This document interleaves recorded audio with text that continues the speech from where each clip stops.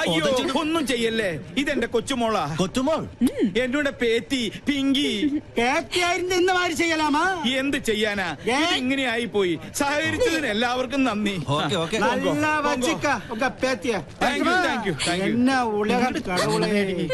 എന്റെ ഈശ്വര, ഇങ്ങനെ ഒരു സന്തതി. ഹെൽമെറ്റും ജാക്കറ്റും ഇട്ട് നീ ആര്, ജെയിംസ് ബോണ്ടോ? നാട്ടുകാർ ഇപ്പൊ തല്ലിക്കൊന്നാനെ. പിന്നെ ഞാൻ കുറച്ച് കാശ് വെച്ചപ്പോ മുത്തശ്ശന്റെ കയ്യിലില്ല. എന്നിട്ട് രാവിലെ തന്നെ പൂർത്തി വെച്ചത് മാന്തിയെടുക്കാൻ വന്നേക്കുന്നു. 200 രൂപയോ?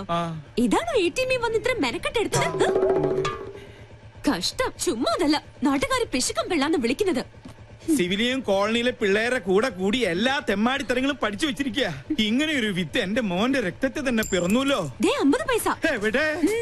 ഈശ്വര, അയ്യോ എന്റെ മാല.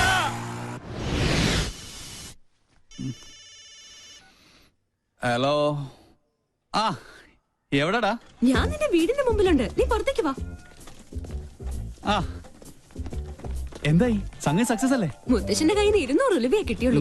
വീടിന് തീ പിടിക്കുമ്പോ ഫയർഫോഴ്സിന് മിസ് കോൾ അടിക്കുന്നോ നിന്റെ മുത്തച്ഛൻ? ഇനി എന്ത് ചെയ്യും? സംഗതിയുടെ സീരിയസ്നെസ് അറിയാലോ. വേറെ നോപ്പിച്ചിട്ടുണ്ട്. എന്തായാലും ഫാൻസി ഡ്രസ് പാടായില്ല. ചുമ്മാ അല്ല നിന്നെ എല്ലാവരും പങ്കെന്ന് വിളിക്കുന്നത്. പോടാ ഡാഷേ, ഇനി വീട്ടിൽ ചെന്ന പണ്ടത്തിന് പകരം മുത്തശ്ശൻ എന്റെ കുടൽപ്പണ്ട് എടുക്കും. അതുറപ്പല്ലേ? പോടാ പോടാ. എന്നാ പിടിച്ചേ, അപ്പൊ നമുക്ക് സ്പോട്ടിൽ വെച്ച് കാണാം. Okay okay. ഇതിൽ ഒതുങ്ങൂ.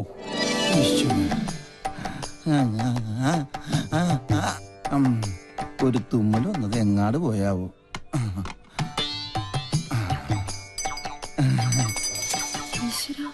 അക്കരെ ഇക്കരെ നിന്നാലെങ്ങനെ ആശ തീരും, സ്വഹ ആശ തീരും. ഒന്നുകിലാങ്കിളി അക്കരേക്ക് സ്വഹ, അല്ലെങ്കിൽ പെൺകിളി ഇക്കരേക്ക്, അല്ലെങ്കിൽ ആങ്കിളി അക്കരേക്ക്. എന്റെ പെങ്ങൾക്കും അളിയനും ഇങ്ങനെ അക്കരെ ഇക്കരെ നോക്കി ജീവിതം തൊലക്കേണ്ട ഗതികേടായി പോയല്ലോ ദൈവമേ. പാവം, ഒന്നും കഴിച്ചു കാണില്ല. അനുഭവിക്കട്ടെ. ശുദ്ധനായ നമ്മുടെ അച്ഛനെ ഇങ്ങനെ ഒറ്റ ദിവസം കൊണ്ടാ മൊട്ടനാക്കി മാറ്റിയത്.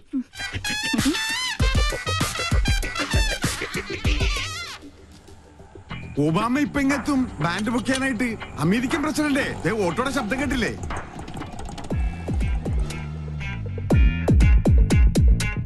മോൾക്ക് സ്കൂളിൽ പോണ്ടേ? ഇങ്ങനെ മടിച്ചായാലോ?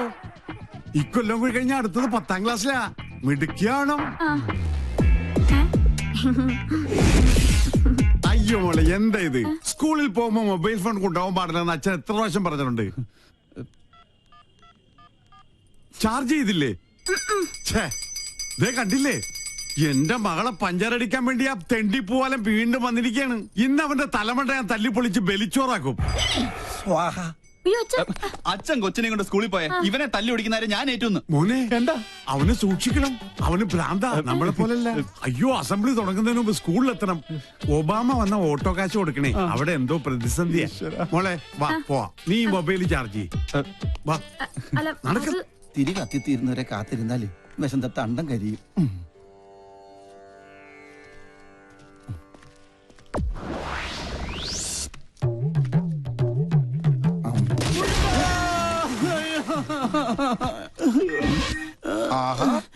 അയ്യോ, എന്തിനാ റോട്ടിൽ കിടക്കണത്? വീട്ടിൽ പോയി കിടന്നൂടെ?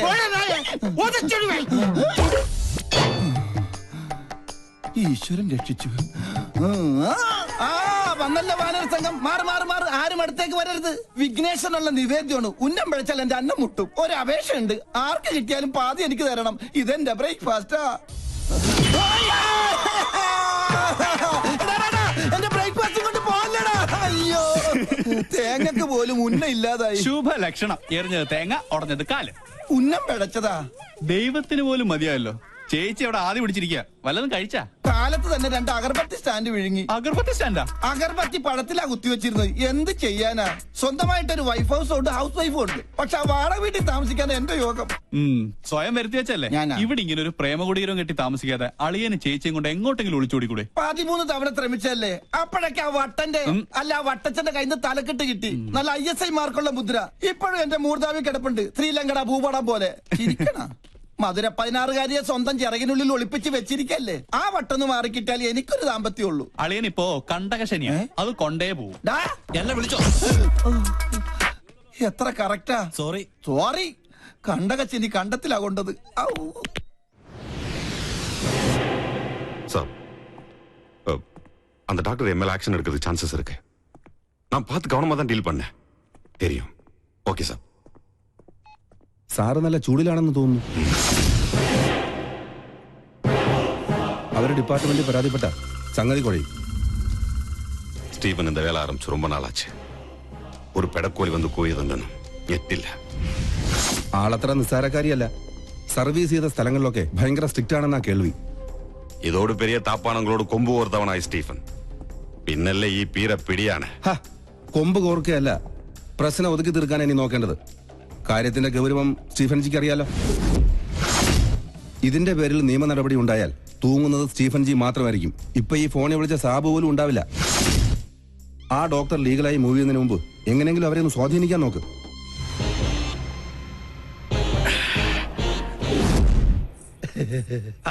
മോള് ഞങ്ങളെ പരിചയപ്പെട്ടില്ലല്ലോ. ഞാൻ പൽപ്പു, ഇതെന്റെ ഭാര്യ പല്ലവി, ഇത് പിന്നെ കല്യാണ ചെറുക്കൻ ഫാൽഗുണൻ. ഒന്ന് ചിരടാ, നല്ലോണം വിടരട്ടടാ. ഇവരുടെ തറവാട് പല്ലനേയില്ല, ഞാൻ പല്ലാവൂർത്തായിരുന്നു. ഇപ്പൊ സെറ്റിൽ ചെയ്തിരിക്കണ പല്ലിശ്ശേരിയില്ല.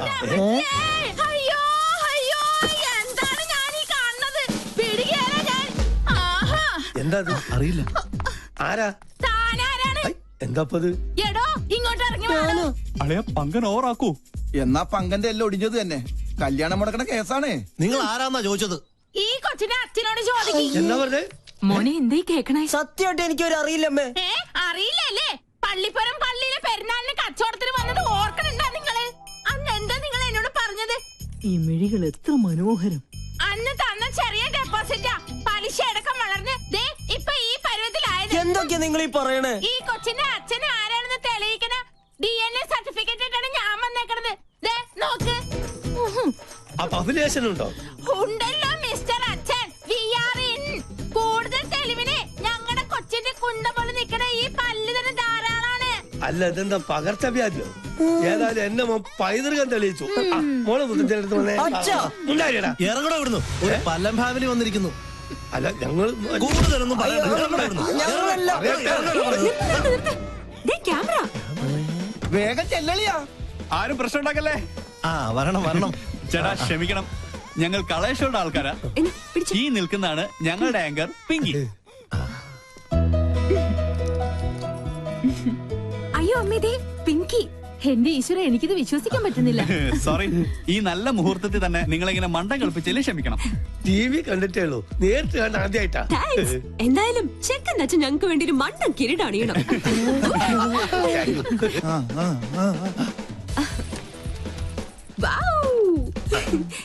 ഇതും കൂടി ഓക്കെ. ഇനി എല്ലാവരും ക്യാമറയ്ക്ക് വേണ്ടി ഒന്ന് പോസ് ചെയ്തേ.